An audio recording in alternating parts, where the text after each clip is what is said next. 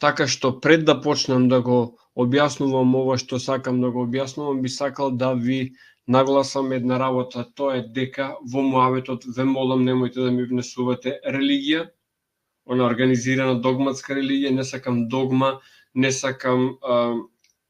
верувања, нешто што е поврзано со интимното чувство како треба да стојат работите. Тука ќе се обидам да зборуваме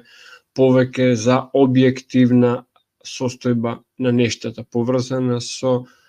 мерливи, измерливи работи и зошто некои работи се такви, а не обратни. Да, ќе спомнеме работи кои што се поврзани со религијата, но ќе ги спомнеме повторно од таа практична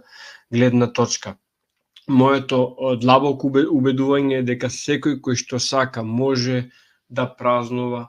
што сака да празнува, како сака да празнува, и најдобро е кога ваквите религиозни